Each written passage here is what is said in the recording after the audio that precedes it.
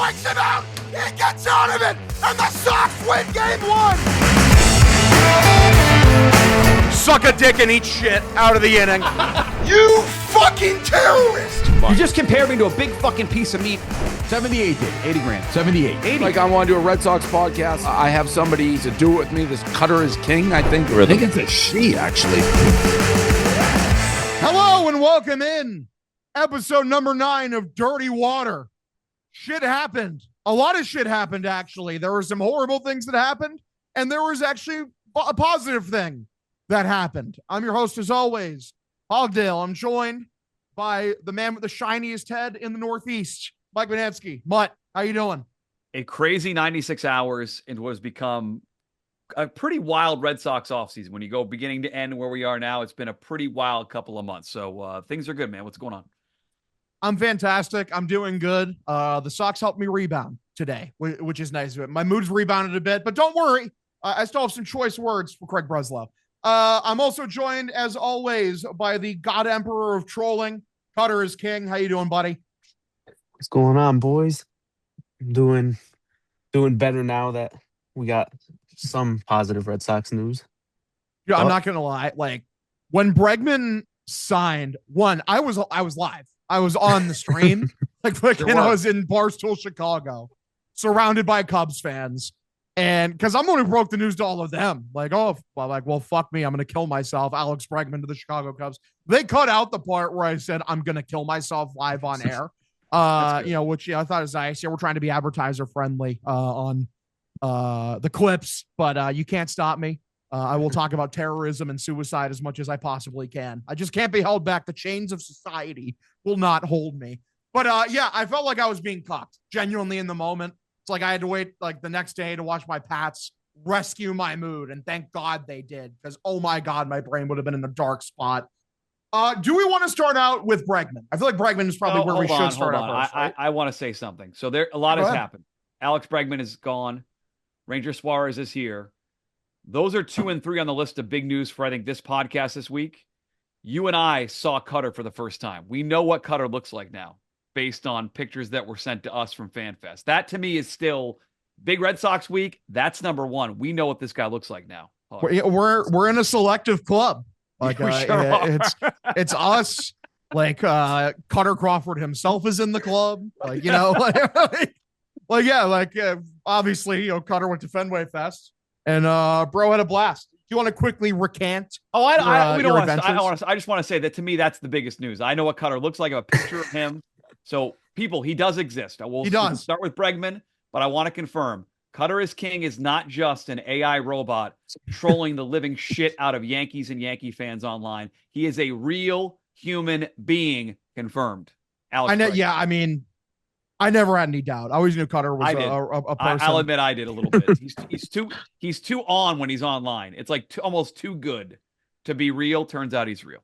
1-for-1 move there, plugged into the Matrix, as always. Yes, listen, you got to get intertwined. But yeah, Alex Bregman's no longer a Red Sox. Bad, awful. I believe I texted Jared Carabas immediately. I'm like, what the fuck are they doing? So it's the guy that you said was the leader of your clubhouse. It's like, we needed to trade away this worthless waste of oxygen, piece of shit, Rafael Devers. He is corrupting the youth. We got to ship him off, and this is Bregman's clubhouse now. And then you let Alex Bregman walk. You fucking worthless losers. Mutt, what was your initial reaction when Bregman, you got that notification? I got the text from a friend in baseball. I thought he was fucking with me. I really did. Literally hours after FanFest, they said they loved the guy. And the initial reaction is one thing, oh, he's gone. The news cycle since then, boys, has been an absolute kick in the dick for Craig Breslow. I think he has been run over 50 times by a tractor trailer truck. He, by all reports, and we can go through all of them, he botched this. And everything you thought about Craig Breslow, maybe sort of introverted, doesn't deal well with others, overplays his hand, has a value line that we won't go past. I think all that stuff was confirmed based on McAdam, based on Buster Olney, based on Mass Live, based on Jeff Pat, all these big reports. say that he botched this. He wouldn't negotiate till last second when it was too late, to the point where Bregman and Boris were so pissed they would not let the Red Sox counter. Like that's embarrassing. So I was pissed because I like the player a lot, but the way it was handled was ridiculous, in my opinion.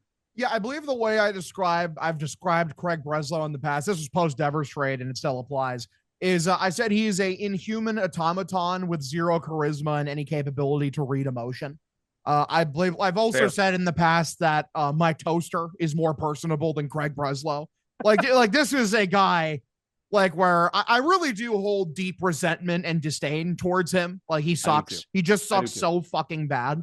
And it's clear that like, yeah, he bots this. This is, I made a comparison the other day, like that he really is Chaim Bloom 2.0. Like there's a lot of parallels when you think of the two. This is his Xander Bogaerts. It's like, it's almost 1-to-1. Obviously the contract Xander got was way worse, but like in theory, it's the same shit. It's a player you wanted.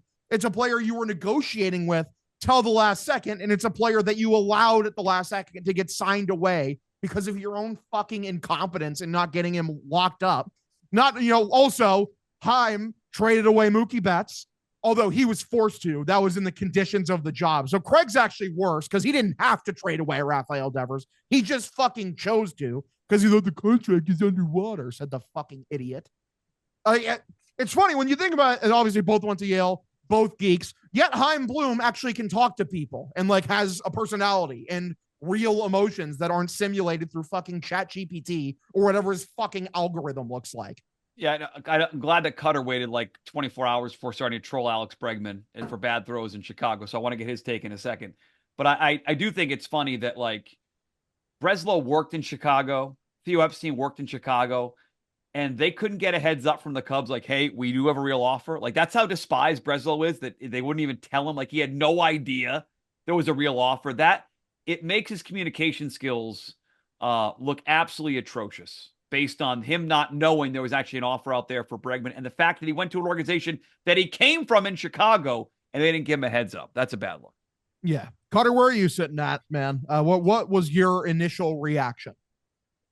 I mean, I just laughed. There was nothing you could do except laugh. Like, I think my first tweet, I just said LMFAO because, like, Bregman, I wasn't the biggest fan of him, especially by the end of the year. He was pissing me off. The underthrows, he was terrible in the playoffs, but at least he was hurt though. Like we knew he came back early from his fucked up quad. For sure, but that was a guy that you turned your whole franchise upside down for. And you couldn't even, I mean, it was just pathetic. It was like you couldn't do anything except laugh. It's genuinely the first ever bad 1-year contract. Like they've always said you can't sign a bad 1-year contract. Yes, they're now going to point to, well, yes, you can, because Alex Bregman exists. Like you started 2025 and you had Rafael Devers and Alex Bregman, and now you have neither, and you're fucking worthless. Like, obviously, like the signing they made today made me happy. I thought it was a genuinely good signing. And like, we'll talk about that more. But in terms like, does that make me any less angry at Craig Breslow? Does it make me want to let Craig Breslow off the hook? No. Like, I'm pretty firmly in the camp of this guy fucking sucks. Like, he's not good at his job. I'm sorry. Like, moving in on Suarez is a big sign that like he was embarrassed. He was embarrassed, like, oh my God, I just got made a fool of. I look like a fucking clown right now. It's the same. This is exactly what got us Dustin May, by the way, when he got fucking railroaded and led astray, hoodwinked by the Minnesota Twins over Joe Ryan. How do you get clowned and manipulated by the Minnesota Twins? How do you do that? Like they're one of the real string pullers in Major League Baseball. You're a fucking idiot. So like, yeah, cool. I think that this is a much better plan B than a Dustin May was at the deadline. But like, yeah, Craig, he's moving and he's doing things because he realized like, oh, I've now done 2 things that would get another executive maybe fired on the spot.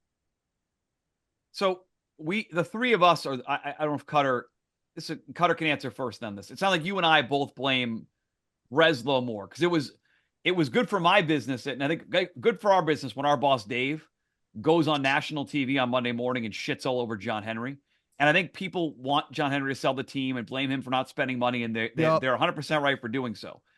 I will say in the case of Bregman, I blame Breslow more than Henry. And I talked to somebody who is connected, and they suggested to me that ownership was surprised that Breslow didn't get this done, that he was taking the shit internally in those buildings at Fenway. Breslow was being pointed at the guy that didn't. He should have had a better idea. Should have known the Cubs offer was there. Should have played this differently. So I'm with Dave. I would love John Henry to announce tonight he's selling the team, please. If Dave has the money, Dave, buy the Red Sox, please. But I admit, in the case of Bregman, I blame Breslow more than John Henry. I completely agree.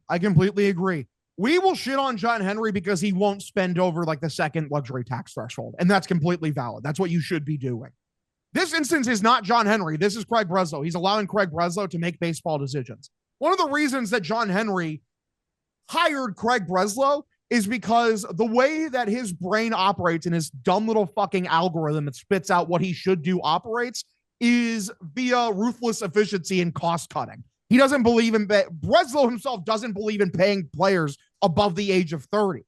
That's not just a John Henry mandate. That's just an analytics mandate of, we don't want to be inefficient. We don't want to be misallocating funds in a dumb manner. We know John Henry wanted Alex Bregman. He paid him $40 million last year. Alex Bregman wasn't worth $40 million last year. And lit up a cigar afterwards and had his wife take a picture of it for Instagram. Fuck off. I couldn't say anything negative about it at the time because he like cool, like you did spend money. Like I remember thinking, I'm like, fuck you. All right. Like I know who you are. I'm sorry. I know who you are. I know that this is going to come back around and make you look like an asshole. And it did. Well, yeah, like I blame Breslow. He's the one who fucked the situation up. It's the second time he's tremendously fucked up something that was extremely important to how good the Red Sox are going to be. And Ranger Suarez is the very quick pivot plan B. And I thought it was a good signing. Do we have anything else we want to touch on here? Like with Bregman, like where do you want to take the conversation with Bregman next? I was just going to say, I would 1000% that's on Breslow. I mean, you clearly had the money to spend. You spent, like you saw the Buster Only tweet today about the real value money or whatever. Clearly you had the money to spend on Bregman, but you didn't. And like we said before, that's the guy that you flipped the whole franchise around for. So I feel like you should have probably had that on lock that you were going to get him back. No, it just is like, how do you not bring him in and not extend him immediately? Yeah. Like, how do you not get that done? How do you not understand the value, like the leverage that you don't have? Like when you traded away Rafael Devers, when you did, literally for no good reason. Basically, it seems like he got traded away because he hurt John Henry's fee wins. Money. When he didn't. Stop. It's not you're right. It's no good reason, but their reason was money. If Rafael Devers made $15 million a year AAV, he would not be gone. They really think it's a bad contract. I don't. I think when it's absurd. It's an absurd thing. That's why I said no good reason. That's not a good reason. Like, Bregman now makes more AAV than Raffy did. Pete Alonso got signed. He makes more average annual value than Raffy did. Ranger Suarez, who we just brought in, I believe is within $1 million of what we were paying Raffy AAV wise. Like it is about as reasonable of a contract as you could possibly get in Major League Baseball. See, and I'm still annoyed about it, which is why I jumped on you. I apologize. There's a lot of things they could have done this offseason. I just wish they didn't handle the Bregman thing this way specifically, because I also think this lingers, guys. I would love to see the texts around baseball like, what a fucking idiot Brez is right now. Like, Brez, you fucking stiff. Like, other free agents being like, why would I go there if they're going to treat a player like Alex Bregman like this? That to me is going to linger. Obviously, it didn't hurt with Suarez. You paid him good money. He's here.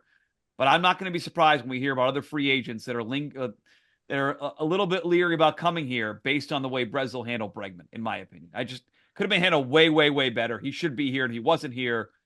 They dicked it up. Breslow dicked it up. The mystique of playing for the Red Sox is gone. Like it doesn't exist. Yeah. And I don't know, like if this will scare away free agents, but if you want free agents, you have to pay market value. And people keep quoting the Andrew Friedman quote because it's the most true thing ever stated. If you go in trying to get be reasonable on every single free agent, you're going to finish third on every single free agent.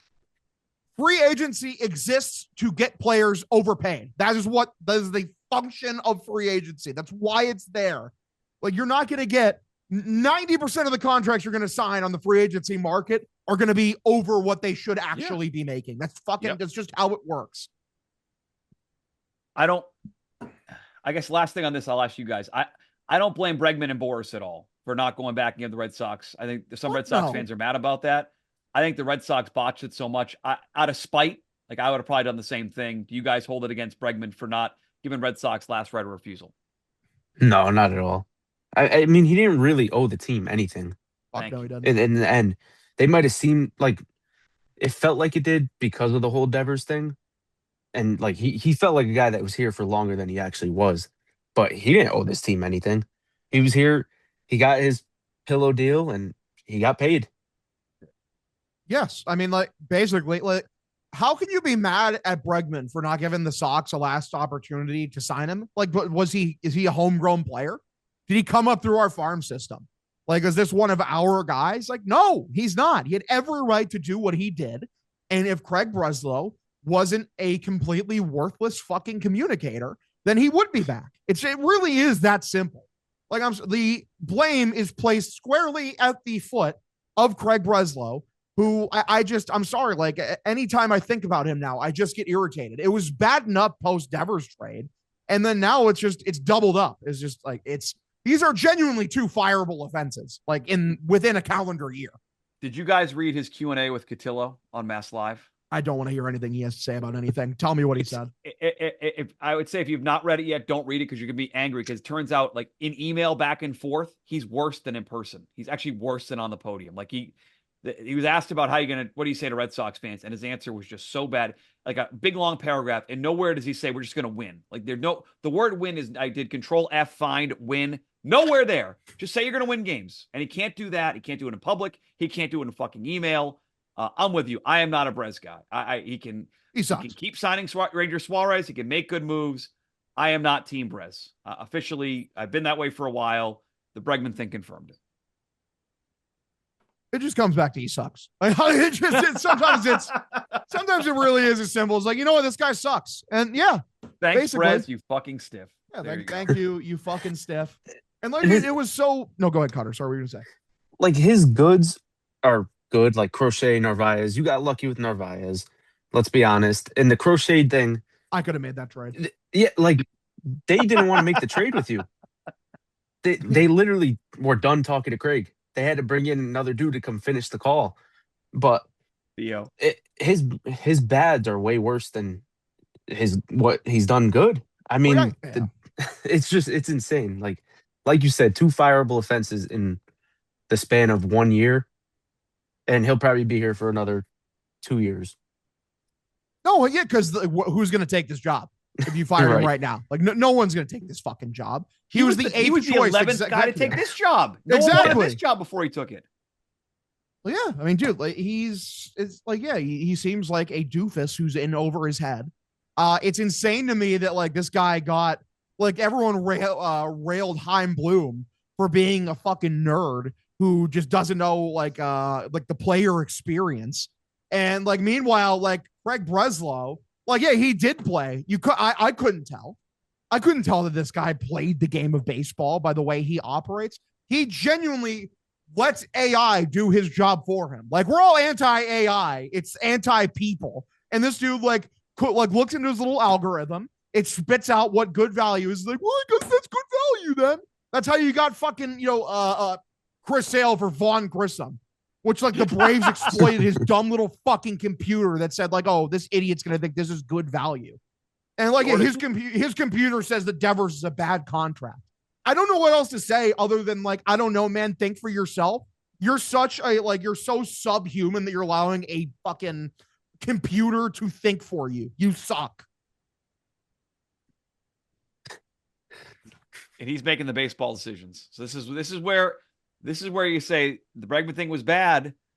I like Ranger Suarez a lot, boys. I as surprised at what like the way the Bregman thing was handled was terrible, but I was pretty surprised. I was as surprised when that news came today that John Heyman, can't believe he broke it. Can't believe a Scott Boras client that he had the news. Shocker. Legit shock they signed this guy to a 5-year, $130 million deal after everything went down over the last 3 days. I can't believe Ranger Suarez is now pitching for the Boston Red Sox. I can't believe it. No, and one of the main reasons why I was shocked is that Craig Breslow, as we've known, he has a type when it comes to pitchers, and it's like men that are above 6'5" and have like 800 feet of extension. Yeah. So I thought under the age of 30. That too. And I thought he would look at Ranger Suarez and say, you pathetic little man, get the fuck away from me, you fucking dwarf. Like, get away from me. 6'1", 30th percentile extension. I've never seen a more disgusting human being in my entire life. But no, he got him locked up. I think it's a reasonable number. 26 million AAV per year for 5 years. Apparently there were some hefty deferrals. I saw someone say earlier. I haven't seen like the exact full picture. Oh, I didn't see deferral stuff. No, I think I saw that deferral stuff on Bregman. Was there deferral stuff on him too? I saw no deferrals on him. It just came out like not too long ago is that there were deferrals because people were talking about how Buster Olney was talking about how shocker. I was like, they actually paid more current day for Ranger than they would have for Bregman, and then someone's like, no, actually, this is just narrative pushing. Then they said that Ranger Suarez had deferrals. I gotta find the deferrals. Whatever. But yeah, I love that move. I mean, I think I said on like episode 1 or 2 of this when we were breaking down all the people they could get, we were comparing them to Joe Ryan, and he was the one out of everyone we were talking about. I was like, Ranger Suarez I would take over Joe Ryan. That's a pitcher that, like you said, he doesn't fit the box of what the Red Sox have been going for since Craig got here, but that's everything that they need. And that's a guy that, I mean, besides the back injury, that seems to be a lingering problem for him. But besides that, I mean, that's the type of pitcher that could age pretty well with the way he's never pitched with Elo. He tops at a 91 right now. Right. But he's that's middle of the type pack. Of guy. He doesn't strike out a lot of guys. Strikeout rates like middle of the pack, but he doesn't get hit hard at all. He was number 1 in baseball last year among starters in the lowest hard hit percentage. Like, there's something about him, and that's why it's so weird. And this goes back to how you started this, Hog, that maybe he was so embarrassed they had to go spend on a pitcher because it's not his type of pitcher. It's not a Breslow guy, and he still spent 130 for him. I don't have a lot of sources. I'm sure you guys have way more. Cutter has way more Cam Schlegel sources than anybody, and Hog has more baseball sources than us on this show. I have a Phillies source, okay? And I blogged this today on the Barstool blog. Go read it. This is what my Phillies source said about Ranger Suarez. And this got me... it moved a little bit when I got this text today. I'll say it moved. One of the best playoff pitchers I've ever seen, like John Lester in that way, has never been able to stay healthy for a full year, and velocity is trending down. Elite command, overall great dude. Red Sox fans will love him. Also has huge nuts and is the best fielding pitcher in baseball. Think Cliff Lee. Like that. Okay. That's made it move. I haven't seen a single negative thing said about him by Philly fans, and that makes me can't happy. stay healthy. That's it, right? He's not. There's no way he's making 30 starts. That's not happening. The thing is, though, can't stay healthy. 3 of the last 4 years, he's gone above 150 innings. Well, also, you have the most pitching depth in the league. He could skip a few starts. Well, yeah, if he needs a couple load management days, okay, you can call up one of, Early, Tolley, Sandoval, Harrison, Cutter. Like, yeah, I mean, the Red Sox genuinely right now, that's the other great thing of like why this move is so good is I talked about how absurd their pitching depth is before signing Ranger Suarez. They legitimately have 2 rotations full of pitchers right now, which is part of the reason why I think a trade is coming. But even with a trade coming, if you like move 1 or 2 of those arms, you still have like 3 reserve like guys that could give you quality MLB innings, like not scrubs, not Kyle Barraclaw or whoever the fuck we've used sometimes in the past. But like, yeah, real pitchers out there. Like, to me, like I had basically no complaints about this signing. I thought it legitimately just made the team better. He's a legit number 2. Breslow, again, Dombrowski Dombrowski was here. He said what he was going to do and went out and did it. Breslow said we need a number 2 pitcher behind Crochet. We need a middle of the order bat. I didn't think Sonny Gray was the number 2 pitcher. So Agree. I was annoyed that he was the guy they had pegged as the guy behind Crochet. This now makes sense. Like Suarez is your 2, Sonny Gray's your 3. Like you've improved your rotation. I can now say today, January 14th, 69 days into free agency, they improved the rotation. Rotation is better now than it was the end of last year. You lost Giolito, you added Sonny Gray, you added Suarez. You had the young pitchers now a year later, and we'll see. We'll get to whether they're going to be here or not. But rotation is better. Craig Breslow, your rotation is better. I credit you for that. I'd go as far as it's significantly better. I think that it's much, much better. I think, especially in the playoffs, I've seen some people say the argument like, oh, well, maybe over 162 that it's negligible, like the improvement because of how good of a year Giolito had, despite how bad his under the hood numbers were. And like it's the same deal with Bayo. Like he had good results, but his under the hood was kind of yikes. But I think in the playoffs, especially like as that 1, 2, 3, I think it's about as good as any as you're going to find in the American League. I think you're set up so much better. I think it's a significant improvement. No one felt comfortable if Giolito was going to throw a fucking game in the playoffs. Not a single human being.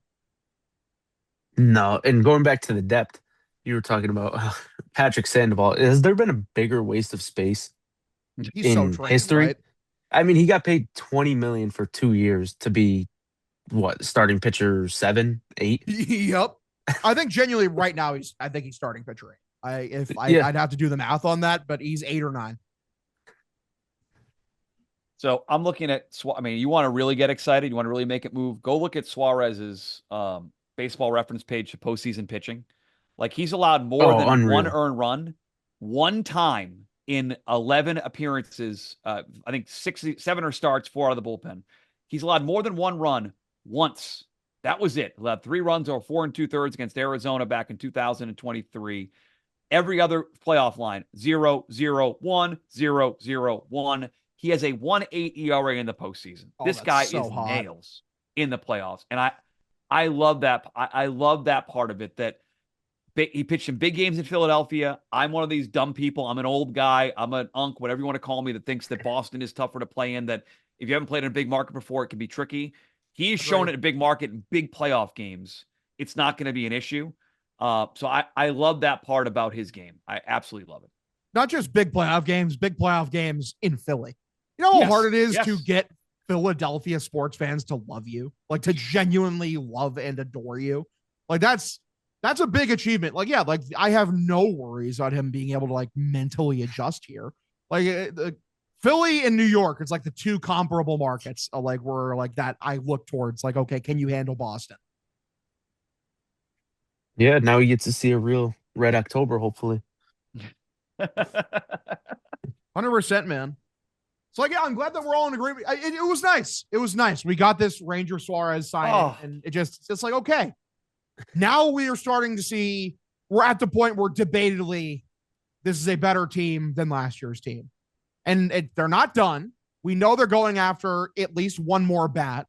And I don't think it's going to be by signing. As far as the feelers I'm getting out, it seems like the trade market's where they're going to go. And they have pieces. Obviously, the outfield logjam, Jaron Duran. Oh my God, how are you still on this team? Brian Bayo's expendable now because Ranger Suarez is like a way better Brian Bayo. Other than him, obviously, one of the 2 big pitching prospect guys, whether it be Early or Tolley, so whoever you prefer. And then Franklin Arias. There you go. There's your superstar package. Go get a middle of the order bat. I mean, those are 4 pretty good pieces there to highlight a trade. Like, and now you just need to find your superstar. Who is it? It's funny you mentioned Bayo. I heard Lou this afternoon, Lou Merloni on EEI, and he brought Bayo up, and Lou doesn't throw shit out there. My guess is that they've told some people that Bayo's now expendable. He's not a huge strikeout guy, as you said, Hog. Like, and he's under contract. They can get a good bat. They can build a package on him and Duran and get a real weapon if they wanted to. I'm sure they're not looking to do it, but to me, he's expendable. If they want to keep Tolley and Early, Brian Bayo, he's expendable now. It's very well said by you. I just don't know how many teams. I mean, his contract is good, but yeah, how many teams would really want him over Tolley or Early? I don't think any. That's fair. Well, the thing is if in the package with Bayo is Duran and Franklin Arias, then you can go with it. Right, Arizona, pick up the phone. Arizona, Literally. pick up the fucking phone. Well, after they traded for Nolan Arenado, after that, I tweeted, I was like, I would have sure a did. little more faith in a trade for Cattell now if Craig wasn't the founding father of Al Qaeda. But I mean, it makes too much sense trading for him. But they say they're not going to trade him. Arizona, it sounds like they don't Yeah, want to but move, do they? No, but it sounds don't know like what that they wanna do. the phone lines are reopening. It seems Let's like. go. Let's go. Like that's the feelers out there is like, oh, well, hold on now. Yeah, they don't know what they want. By the way, another name out there. I need your guys' opinion on this because I was theorizing about this in the group chat. I understand we hate this person for a good reason, but he would be an amazing fit. Manny Machado. I thought you were going to say Jazz. I mean, totally mixed big on the Jazz Chisholm train. Think about it though. Manny Machado. How good would he be in Fenway Park? Like, how amazing of a fit would he be? He has declined defensively, but he's not horrible over at third base. I think he's slightly below league average. And if you look at his Savant page, he's still fucking rakes. Like, it's blood red. It's absurd how great he is as a hitter. This guy is probably a future Hall of Famer. He's hated here for a reason. And if there was anyone who's going to bring in a guy that's universally hated in Boston, it would be Craig Breslow. Be Craig. It would be Craig. He doesn't give a fuck about the human component. He barely understands his any emotion, let alone just any hatred. He doesn't give a fuck. Well, I'm telling you. No, go ahead. You said you've heard things about that, or you're just saying? No. I was just someone brought it up in one of my group chats. I'm like, he's actually like a really sneaky good fit.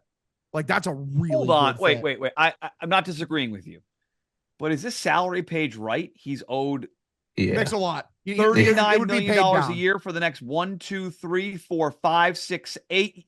What didn't they just extend him? They're not going to pay him that. I know. So you're saying that they'd pay it down. I think they'd have to pay it down. But the thing is, like, because like that's what the prospects are for. Like, if you trade over Arias and Duran, and if they've ate a significant chunk of the contract, they didn't want to pay Bregman till he was 36. This thing goes through he's 40 years old. Machado, that's. I get what you mean. I just wanted to float it out there because I thought it was an interesting idea. Yeah, if you trade for him, you might as well just trade for Jazz too. Just bring them all over. Cam Schlittler while you're at it. I mean, to be honest, I'm like my guy on the Padres has always been find a way to pry Fernando Tatis Jr. away. Oh yeah, I know that was the first podcast we did. You were talking about Tatis on here. I thought you were nuts then. You're nuts. This guy, So if you guys tell me, I don't feel like there's been a ton of Padres trade buzz. I mean, I guess it come out of nowhere, but it doesn't seem like it was as hot as it was a couple months ago. Listen, if you like saying, I feel like that happens every year. Like they always say there's a report that they want to cut salary, and then a few names will be thrown out, and then they never trade anyone, and then they end up signing a big terrible contract. They get cold anyway. feet. I'm with you, Cutter. I'm not against it, but so now we got to trust. So Craig's got to trade the right prospects. He's got to nail the salary down. Like this, that's a lot of work for Craig. I don't know if that. I don't know if he's up to speed. Listen, Fernando Tatis Jr. plus we're bringing back Xander Bogaerts walk. And that brings the price way down because that Xander contract is fucking horrible. It's bad. Honestly, you might send Story back in that deal. Yeah, I was gonna say where would he even play? You send Story back. Xander plays short. Tatis is fucking Yoshida. Honestly, you could move Tatis back to shortstop, and then you could play Xander at second, Meyer at third, Contreras at first. Walk with me. I'm cooking. I'm not gonna lie. Hashtag walk with me. Hey, the Padres wanted Duran. They do. I think because the thing is they want him, and apparently, according to McAdam, the Diamondbacks like love Duran. Like they've wanted Duran for a while, and that makes a lot of sense to me. In my head, like Duran would he's such a Diamondback. Him and Corbin Carroll can go hang out there. I feel like they could match each other's freak. So would you? So what would get Marte? Would it be Duran and Tolley? Would that get Marte? Maybe. That's the thing is like I don't know. Like what do I know? They want early, right? Like I think they want one or the other. That was in that Duran report too from McAdam. I mean, would it be like Duran, Tolley, Bayo? Like I don't know. That's a lot. It is a lot, but also Marte is really, really, really good. And Like, he's a fit, superstar. and he'd be a great fit on this team. Like it would help the middle of the order portion. Like he's a good. Yep, he's Me a second personally- baseman, switch hitter. You could still play Meyer at third. Like I talk about this stuff more than you guys probably do, but the clubhouse thing is weird now. Like I do wonder like where the leadership comes from the Red Sox. Like Bregman was their team leader, now he's gone. Marte was an issue last year in Arizona. Do you bring him in? Like it's a lot to Wilson put on the Contreras younger a guys high in this character team. guy? What's that? Yeah. Isn't Wilson Contreras a high character guy? Isn't he described as that? Yeah, yes, and I like what he had to say about I didn't come to Fenway to like the Yankees. Like he's anti-Yankee immediately, so he's playing to the crowd a little bit. I guess Contreras Bregman came in year one and he was a leader, so I guess Contreras can do that too. I don't want it all be thrown on your guy Roman Anthony. I want him to just hit. I feel like no matter what, like Roman Anthony has to be like their biggest part of his plan is for him to be an MVP candidate at this point. Yeah. Like and to be fair, we said like, oh, Roman Anthony, he has to carry the team. These expectations are too ridiculous to put on a rookie, and then he just did carry the team because he's just that talented. So bad. He carried them so hard that he broke his back doing it. That's so fucking true. I love him. I love him so much. He really is the sunshine of my life. I love Roman Anthony. That's like, he'll be a player. He'll never hate me because I'll never have a negative thing to say about him. He's fucking Brother awesome. got to speak to him at Fenway Fest. Oh, that's awesome. We were up by the like we were looking over the edge where all the players park, and he happened to be walking by. My brother was like, "Oh, I could feel the aura from here." Looked up, gave a smile. My brother was talking about it for the rest of the day. Oh, it's just like I hope Roman knows that like if like he needed an enemy dead, he could just like walk up to like a random Red Sox fan and they'd take care of it for him. Dude, if he needed a kidney. If he needed a kidney, if he needed anything, like we are fucking dude. So Hog, you would kill for Roman Anthony? If he I'd asked you to absolutely kill for Roman Anthony. Okay. Are you kidding me? Dude, this guy, like he brings me such immense joy in my day-to-day life. Just thinking about it, even like in my darkest moments, I'll never say the team will be dog shit because he's on the team. You got some help today, man. He got some help in Suarez. Like he need the infield's got to be cleaned up, but like you can start to see. Again, bigger picture. Does a pitching heavy team that struggles offensively and defensively, is that work in the American League? We might find out here in the next couple months, but yeah, like we know they need one more bat, but we know they're working towards. It's just there's too many pieces, and it's like there's too much stuff still out here. Like it doesn't. The pieces don't fit right now, and this is where it goes back to Breslow. Do you trust Breslow to take Duran, take the young pitchers, and turn that into what eventually is a championship contender? Because they're an AL East contender. They're a contender right now for the playoffs. I wouldn't call them a championship contender based on the infield, the logjam, and the outfield. Can Breslow take all this stuff, put it together, and have it come out being a real World Series contender by the end of it? I'm not confident he can, but we'll have to wait and see in the next couple of weeks. As of right now, the biggest accomplishment is you're certified better than the Yankees, and that's about it because their offseason has been. Oh, and they didn't trade for Arenado. That was another plus this week. Yeah, oh my God, Arenado I was cheering in the street when Nolan Arenado got traded. I can't lie. 100%. He's so bad nowadays, man. He's completely fallen off. Maybe he'll have a resurgence in Arizona because, like, I do understand, like, when you're playing for a really bad team that like has no hope, it could be easy for you to lose morale and like just lose the love for the game. So maybe he rediscovers that. But like I've never liked Arenado as a fit here in any situation. Well, it's like, he's a righty, dude. He's a righty and he pulls fly balls. He has reverse splits. He doesn't hit he doesn't hit lefties well. He hits righties well. So it's like, fucking, when you're bringing in a right-handed bat, ideally it's because you want them to mash the shit out of lefties. He doesn't do that. And then also his defense is regressing. It's still good, but he's not otherworldly like how it used to be. Yeah. The other name out there that was linked to the Red Sox is Eugenio Suarez. What do you think about that? I'm just not excited about Suarez. Like he's just thing is like would he play well at Fenway? Yeah. Like he hits a shit ton of home runs. He averages 32 home runs a year over his career. But at this point in his career, he strikes out a fuck ton. He's a bad defender, so that doesn't check off the box of great infield defense. It's like, oh, well, you just DH him. No, you won't. You still haven't killed Yoshida. Yoshida's still on the team. You still haven't abandoned Yoshida in a ditch somewhere.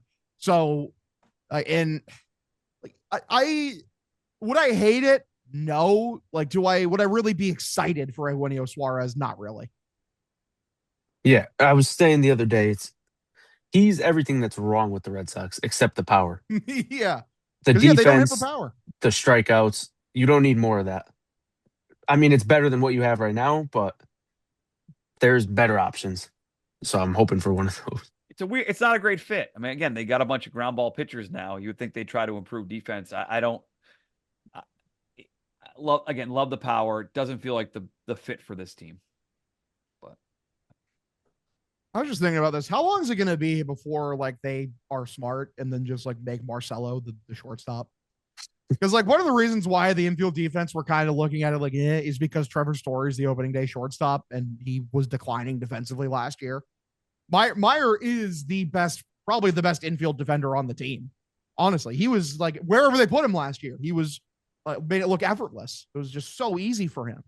And like, yeah, I do think he'll be a defensive improvement at third base over Bregman. Bregman was good last year, but he wasn't great. I think Meyer could play a great third base. Yeah, for sure. Story should be the second baseman. Agree. It's the dumbest thing, but they're never going to change that. That's Cora's guy. Well, they announced like, oh, he's the opening day shortstop. Yeah. Like, why'd you do that? They announced that like first day of the offseason too. It wasn't even... It was Cora. Somebody asked him, and Cora's like, he's my shortstop. He was hurt at the end of the year. He's a good defensive player. He may end up being the big leader on this team now. Like with I think so. So I can see Cora wanting to make him comfortable over at that spot. Hopefully it's like a Chris Sale Cora thing when Cora said he's my opening day starter and then Sale got traded. But I don't want Story traded. I just want him off short. Yeah, I mean, like, listen, man, he was a -3 out to -9 outs above average, third percentile in the sport. Like, he wasn't good. I remember people were like, it's like, oh, he wasn't that bad. Like with my eye test, I'm like, you guys aren't watching close enough. It's the balls he doesn't get to. Like his range isn't what it used to be. And by the end, he was like just making an error every time the ball was hit to him. Yeah, and then the throwing errors like really came along, and they were bad. They were so fucking bad. We haven't mentioned his name yet. We're almost an hour into this. They just spent a bunch of money on Ranger Suarez. There are still Red Sox fans who think the next move is Bo Bichette. Anyone believe Bo Bichette still walked through that door? Because I think without Suarez, I think they could have done it. Mm-hmm. With him now, it would take their payroll above $300 million. I don't think there's a single one of us who believes that John Henry is actually willing to do that. And then also something that's not really been talked about a ton. I saw Tyler Milliken mention it. Suarez had the QO attached. Bo Bichette also has a QO attached. So you're losing the amount of 2 QOs worth of draft picks and international draft pool money. Now, like, I don't care about that. Like, sign if you want Bichette, go get him. And if you're willing to spend the money, go get him. I think genuinely, if you brought Bichette in after adding Ranger Suarez, I think you're one of the best teams in the sport. I think you might be the favorite in the American League. But like, do I think they're going to do it? No, I think the avenue is via trade. I think they get the bat via trade at this point.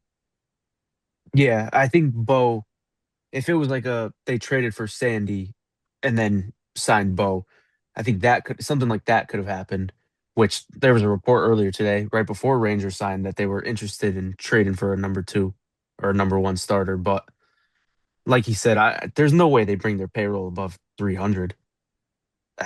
It's just, we're not in 2010. The only way they'd add in another like 25-30 million in payroll is if they were able to ship off a bunch of payroll. Mm-hmm. So like you'd have to ship off, find a way to get someone to take Yoshida, which how long have we been saying for them to do that? Duran makes like 8. I think Bayo makes like 9. So like you'd have to move like all 3 of those guys to shed about like 27 million in payroll. Where it's like, okay, yeah, now I think maybe John Henry would do it. Yeah, and at that point, for a trade, you have to move most of those guys anyways. Yeah. So you might as well just do that and not pay, which I'm sure that's how they're looking at it. I also I don't get the sense Dombrowski is going to get beat by the Red Sox on Bichette. Like they brought Schwarber back. This is like their next big move. Like I think Dave, when he wants a guy, he usually gets him. So I'm with you. There's a path to bringing him in here, but it'd be super uncomfortable for John Henry. I have no faith he's going to do it. And then again, going back to what you guys just said, Breslow has to make a bunch of other moves to then get the money to do it. It's a narrow path. I just don't. Here's another guy, bat on the trade market that's been floated by some people that I respect. I think this is talked about a little bit earlier in the off season, but obviously it's later now, so maybe things have changed. Corey Seager, how you feel about Corey Seager? I like Corey Seager. Always like Corey Seager. Let's go. Corey Seager. Bring him in. I fucking love Corey Seager. Plus one of the most clutch hitters in the sport. Oh, and a huge team guy too. Huge clubhouse team guy. Yeah, and he's gotten better defensively, as well. He was +4 outs above average last year, 85th percentile. Oh my god, that savant page is fucking gross. He just mashes, dude. He mashes so hard. He's 31. I'm trying to remember what his contract. He makes just around 30 AAV, correct?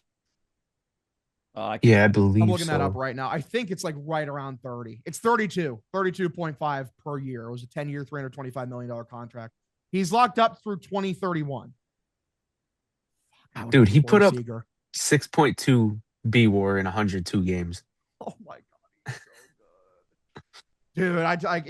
Dude, like I said, man, if you want to move multiple of those guys, like you said, maybe that package I described earlier was too big for Ketel Marte. That package ain't too big for Corey Seager. It's just not. Corey Seager's a superstar. And then you really move Story off short. There's a real easily. Reason. It's okay, yeah, see ya. Go to second now. But it's if you sent up, that'd give Corey an out too. Hey, sorry, Trevor. You got Corey Seager. Yeah. Because thing is, if your package is, because I know the Rangers are trying to retool. If your package is Duran, Arias, one of Tolier early, plus Bayo, that's not a bad that's a good package. I think that's a really, really good package. That might be able to get it done. I mean, honestly. That's better. That's you're getting major league talent and prospects. I don't know. Because the Rangers, I don't think are trying to deep rebuild. And right. I mean, are there any other teams that could even put together a package like that? I don't think so. What are you talking about, dude? The Yankees have Spencer Jones. He's major league talent and prospect talent because he's 27. So he's major league age, and then he's still a prospect. So fair, yeah, man. And they can put George Lombard, dude. The Yankees just have insane, and they can package Jazz in there and send Jazz in there. Come on, dude. Now I'm thinking about Corey Seager. I'm infatuated with this because it actually makes a lot of sense. Dude, imagine everyone always said Marcelo Meyer his profile is Corey Seager. He could play along the future version of himself. Corey Seager could show him how to be him.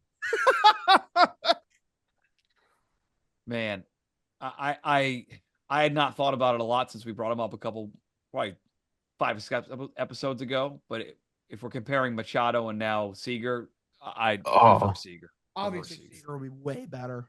God, because he's still so elite. He'd be such a good fit in this team. And that's one of those things where it's okay. Raffy's gone. That was your superstar. And now the superstar that you build around is Corey fucking Seager. I would never talk about Raffy again if you got Corey Seager. I don't even think about it. It's okay, sick. Dude, you break it, Fenway. Meanwhile, we'll be next week. Hey, guys, Brandon Donovan's here. Thoughts? Let's go break it down. Another Chaim Bloom trade. I'm just imagining Corey Seager's bat at Fenway. And it's just, I might explode of happiness just thinking about it. Is there a world where you have Anthony, Seager, Contreras batting the same order? All right? That'd be probably something like that. So gorgeous. Yeah, Anthony in the 1, Seager in the 2. And my perfect world cast is going to be in the 3s anchoring this lineup. He's coming back.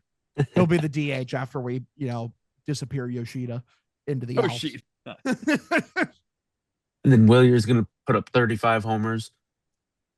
I am still excited about Willier, man. I'm still excited about Willier. I think if he just stays healthy, he's easily a 25, 30 home run guy. 100%. And we talked about it before. Playing at Fenway as a lefty, you got to have power. And this guy, what did he put up last year? 23? Yeah, right around there. I'm double checking it right now.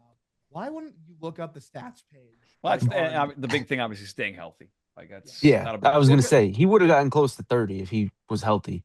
Yeah, 22 home runs in how many plate appearances this year? It was in 115 games. So he Yeah. missed about a third of the season. Yeah. Yeah, third of the season. Because he missed 2 separate stints on the IL. Yes. Yeah. And obviously, yeah, if he just stays healthy, like he's a phenomenal defender out there in right. And he So gets to hit many- against lefties this year. So Like, he'll get more that's plate the thing is with appearances. Craig, man. You've been gifted like genuinely the easiest job ever. Like this team is so good, barely tinkering. Like all you have to do is just make a couple extra moves, and this is a fucking wagon 95+ win World Series contender. Like how are you making this so hard? If they did nothing as of right now, I think they're a 90-win team. It's just the infield so up the air. Too many pieces. Like just it's too many extra pieces. Like it's like the talent is there. But this team would struggle to score runs right now, Hog. Come on. This team would struggle to score runs. You're not going to win the American League. You're not winning 4 out of 5 games, 2-1 and 3-2. It just doesn't work that way. Well, I hate like when you're like, we're building a team, pitching and defense when you play in the park with the highest offensive park factor in the American League in that park makes too. no sense. Like So- that's like building a fucking contact hitting team in Coors. It's the dumbest fucking thing I've ever heard in my entire life. Like no, like you upgrade the offense as much as possible. Like I don't know, man. Like will they struggle to score runs a bit? Like do they lack in a bit in superstar potential? Yes. Obviously, like they need at least that one more guy to pair alongside Roman Anthony. But like I love Anthony. Obviously, I think he could win an MVP. I don't know if not this year, then in the future. I think he'll be like a 6-WAR player this year. Wilson Contreras is a rock solid bat. He'll be like 800s OPS. Willier is bare minimum high 700s. I like him a lot. And again, like if we're just going on the team now, Duran is an 800 OPS bat. Like even if it's just him now sticking around. And then like Romy's a good lefty masher. He's your Rob Refsnyder replacement. You do use him to platoon. The lineup needs work. Like you need to add another big piece. And obviously, like Meyer, we don't know what his bat's going to look like yet because we don't know how. He still needs to figure out how to hit lefties. Like point blank end of story. Like he doesn't know how to do it. He'll figure it out. Story is we hope league average again, right? Like I think probably just we hope for that. And like I don't know, man. If they could just get rid of Yoshida and let my young son, Tristan Casas, return, I know he's going to be great, man. If it isn't with us, it'll be with somebody else. He's got too much fucking talent. He's got too much fucking talent to just suck forever. I'm sorry. Is this lineup that you're salivating over right now? Is that Cedon Rafael at second? Where is he playing? Oh! It sucks because legitimately, if they don't make another move, Cedon is the opening day second baseman, and it makes me want to kill myself. And again, he's probably Lou's probably right. He'll be a good defender, but it's going to take some time, and you're going to be making a bunch of shitty errors at the beginning of the year because you got nobody at third base, you got a new guy at second, and this pitching staff's giving up unearned runs, and you're losing games because you can't score runs. You need the pitching defense to be good. That's why I push back. This is not a 90-win team right now. It's an incomplete team that Craig has to finish the job. Okay, you can't park the car in a garage that's 3/4 built. You got to finish this thing. Craig, finish the fucking job. It's not finished. They won just about 90 games last year. Bregman missed half a year, and Roman was out the last month. And the pitching was worse. Oh, but the division. You think the division's better or worse right now? I think it's better. Division's better. I do agree. Toronto is better. Toronto went to the World better. Series. Is better. Well, Baltimore is better. Yankees That's it. suck right now. Thank you, Yankees. Rays Are the Rays. No, but the thing is, though, is you don't play as many division games as the past. There's a balanced schedule. So you don't have to worry as much about your division beating the fuck out of you.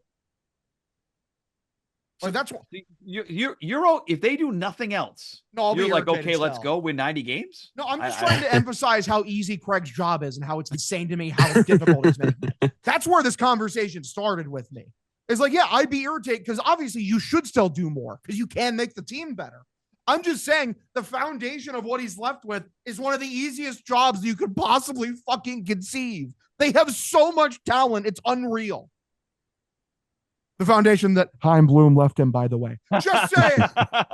Just saying. Chaim was not a perfect executive, but Oh my God, he's making Craig's job so easy.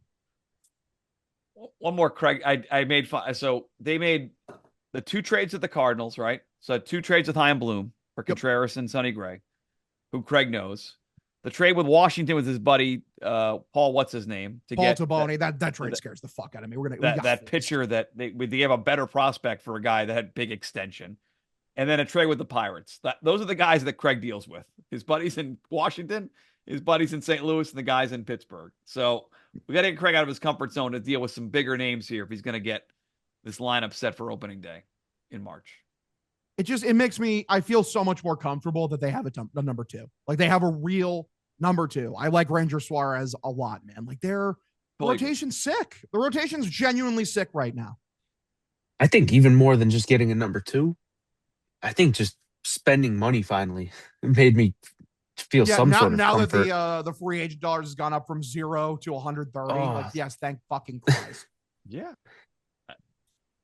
It was definitely, I would love to know, like, how far down the plan list was Ranger Suarez for 5 and 130? Like, I don't believe this is anywhere near like Craig's first plan. Like, let's go get Suarez. Well, we know he wanted Joe Ryan. That was his number 1 plan. And clearly the Twins either like are not interested or they don't care. And Cole Reagans. Yeah. So like it's either plan like C or D. But like they're going to be good. Like they have a MVP candidate.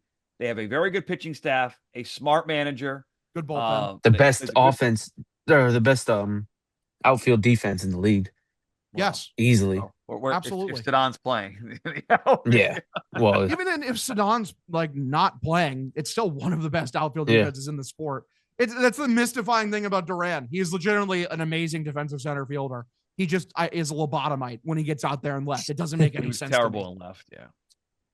And then you have Willier, who's phenomenal in right. It's funny too, because like, say like for whatever reason they got like another like superstar outfielder or whatever, you could just move Roman around to wherever. He's just great at every single outfield position. Like he figured it out. He's like, wow, Fenway left field. This is the easiest left field in the sport. This is so easy. And like right field, the hardest right field in the sport. He's like, this is as easy as left field. I'm just so talented at everything. Like Roman Anthony's really like the dude, just like that you meet that there's nothing he's bad at. He's just great at everything he does. Like whatever he touches turns to gold. At Fenway Fest, there were it was him, Marcelo, Tolley, and Early up on stage. And it was all kids asking questions. At one point, Jemai Webster, who was like hosting it, he was like, can you guys ask anyone else a question? Everyone was just asking Roman Anthony. No one had a question for anyone but Roman Anthony. To be fair, yeah, he's the guy. Like it's his era. This is his team. What? Like Bregman's not here anymore. Devers isn't here anymore. This is his fucking team, dude. Mm-hmm. My kids both want the City Connects Roman Anthony jerseys, and both asked for them. Of course, post Christmas, like guys could ask for this months ago.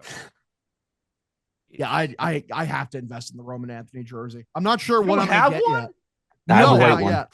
Oh, buddy, we're gonna be doing plenty of baseball streams this year. Knock on wood. So you better get one of those. We need. I'm debating because I think he looks awesome in the yellows, like in the yellow jersey. I think he fucking rocks that. But also, he is the face of the Red Sox, so I thought just get going home white.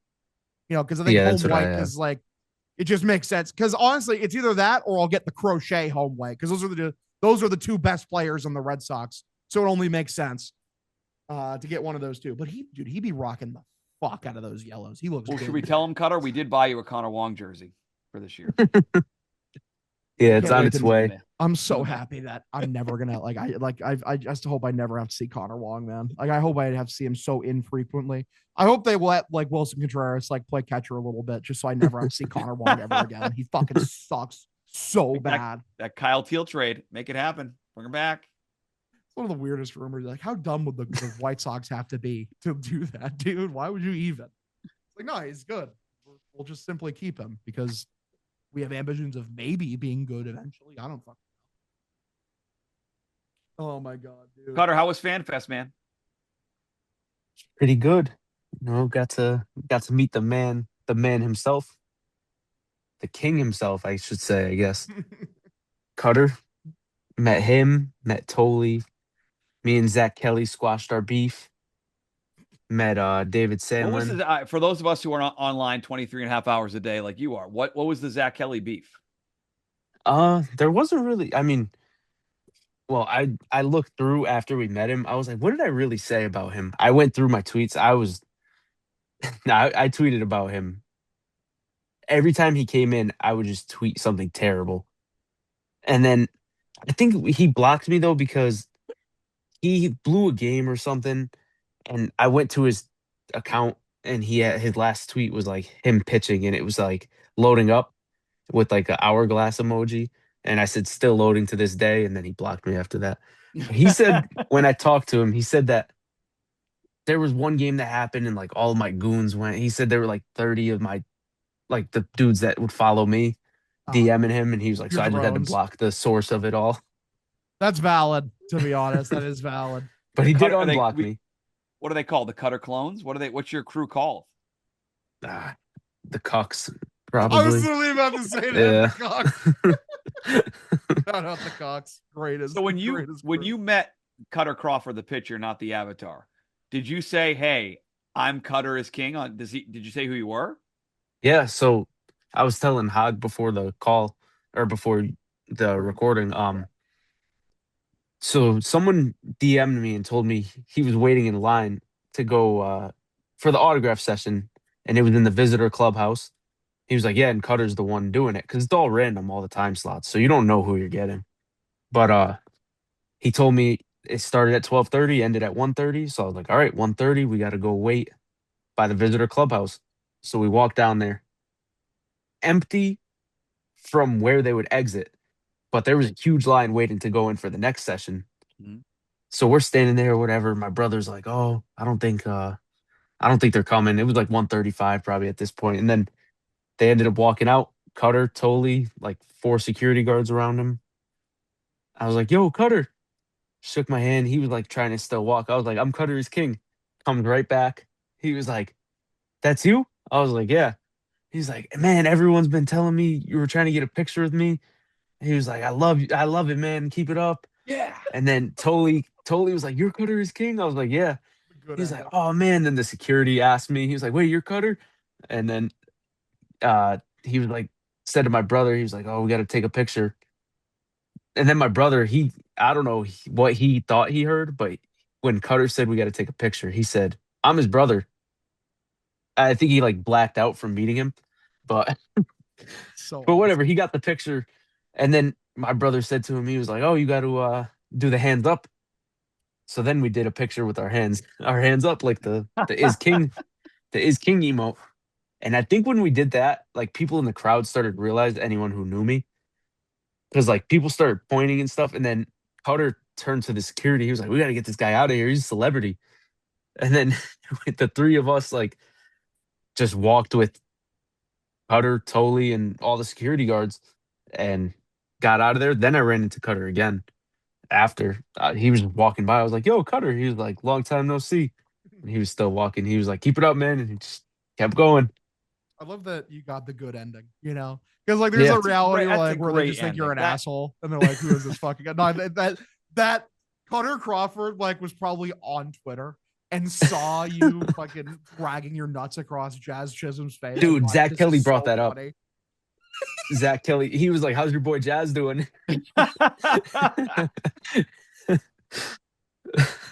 Just But awesome. yeah, it was cool. It was cool. And then Sandlin, I met him. He follows me on Twitter. So when I met him, it was him and Zach Kelly together for the picture. And I was like, shook his hand. I was like, "What's up, KutterIsKing?" He's like, "That's you?" I was like, "Yeah." And then he was like, "Oh, I need one of those this year." I think he met Sandlin is King account. So anyone listening, hop on that. He'll probably follow you. Best, man. I'm with you all. That's like a good, wholesome. This is cut like Cutter is he's lethal. He has no morals whatsoever online. Like your wife has a DUI, he's gonna tweet about it. Your wife's on OnlyFans, you're gonna hear about it. And it's a nice, wholesome ending to that story. I like that. I that makes me happy. I'm just like big smile on my face right now. That's a good ending for now. Oh, Dirty there could be water more is to the a pond. story. We'll Has see. never But that's been more good. of. That's good for now. Dude, it was cool. I met Tyler Milliken too, which I met him before, but I didn't introduce myself. as Cutter is King. Yeah. But he was walking by. I was like, Tyler Milliken. I grabbed him. He was like, oh, yeah. I told him who I was. He was like, oh, Back his that's you. ass. But they were on the run, so I met him real quick. But he DM'd me after. I get it with Cutter plays baseball. Tyler Milliken's on a podcast. I mean, No, I'm just saying other people I met, man. Robbie Hyde, I met. I'm just saying dudes that I introduced myself to. okay. The funniest thing is like Robbie's the one who demanded like 2-step verification. It's like I'm gonna need to see the fucking Twitter account. Yeah, he did. He didn't believe me. I had to show him my profile. He was the only one. He thought that you were just an apparition, not a man. Who's walking around saying I'm KutterIsKing besides Cutter? Yeah, who would do that? What psycho is doing that? I was thinking that too. I mean, I guess it's a pretty good way to like get a conversation with the player. But other than that, I don't know why you would really want to be known as that. Yeah, that's a one-way street to getting jumped in the streets of New Yeah. York. And speaking of going after people's girls, I got a banger tweet that I'm about to cook up. I'll send it to the group chat. We love it. Dirty Waters. It's been 48 hours without you really going viral. It's been too long.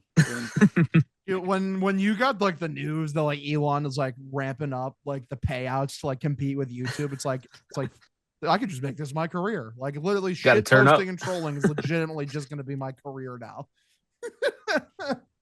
I don't know. That paycheck hit when all that Jazz stuff was happening. That was right when he did the payout increase. Let's go. Let's go, Jazz. Say something stupid this week, Jazz. All of a sudden, you're multimillionaire off Twitter. It's like, God damn, this shit went crazy. Oh my God, brethren. Do we have anything else we wanted to hit upon? I guess I'll ask you guys again. You guys live online more than I do. What I get the sense today, we're taping this Wednesday night. I'll be out Thursday. Today was a good day. Like I feel like it had been just a beat down, and I know they had Sonny Gray and Contreras, and they made some slight improvements, but the overall tone of the offseason felt bad. I felt like today shifted. Did you guys get that sense with the Suarez signing? Yes, I completely agree. I think that we're on the upswing now. I think that it just shows like how much spending any real money does to help the psyche of the average Red Sox fan. Because it's just like, yeah, it made me feel better. I'm like, okay, the pathway towards a genuinely good offseason, despite the embarrassing Bregman situation, is here. The pathway is open. All we got to do is step through it. So yeah, I completely agree. My optimism meter is going back up. And thank God for it. Yeah, like when the report first came out, dude, I didn't even care how much money it was. Like it was just anything. They finally made a move. They finally did it. Like once that happened, I was like, all right, finally, we got something. Like we had the trades, but I mean, that could have happened at the deadline. Like they weren't anything crazy. They were good moves, but nothing that really moved the throttle like this one did. So yeah, definitely a positive. Love it. Different tone for the show, man. Episode 9, some positive Red Sox talk. Has not happened much on this podcast. The three of us are negative, sarcastic assholes. So the Red Sox have fed us people don't believe me. I'm like, my default is optimism. It's just that the Red Sox have given me fucking nothing to be optimistic about this offseason before this. It plays differently. When I met you, Hog, like you give off this positive, like your own little positive planet. Like that's how I viewed you. Like you and it was funny in New York, like you and Frank, who's like comes across negative, but you're around him. He's got a good energy. Jenks was there. Like it was positive. And then the Red Sox are losing and just your switch gets flipped so fast. No, like I always tell people, like, if you just watch my eyes, like you can actually see the moment in my brain where like the switch flips and I'm irritated. I'm angry. Because like, yeah, it's just how my brain works. My emotions come over in flashes and then they exit away. And then I'm back to my neutral, happy mood. A happy, good, well-mannered individual. Oh yeah, brother. It's a rare good day of the offseason, boys. It is good day. Yeah. Had some shit to talk about. We're excited about some shit going forward. Anything else we want to touch upon? I am not going to leak the picture that we have of Cutter. I'm going on record. If it gets leaked, it ain't me. It was not me. I swear on my life, my kids. It'll not be me unless you start going after me online. Then I have that. Yeah. All of a sudden, just Cutter out of nowhere just starts fucking sends an online cyber assault at Mut. I know. I show up I like wake up in the morning. It's me in a cuck chair, like just sitting. Yeah, you guys like that promo last week? It's so good. It's the best, man. We're up. We've never been more up We're in up. the history of this Let's podcast, literally. We're up. Hashtag whelp. All right, brethren. Thank you all so much for tuning in to this installment of Dirty Water. You can find me, as always, at Hogdale_ on Twitter. Find Mutt at Mike Manansky. And you can find KutterIsKing at KutterIsKing. Crazy. Yeah, everyone have yourselves a fantastic evening. Go Sox. Go Pats as well. Great win last Sunday. We move forward. See ya.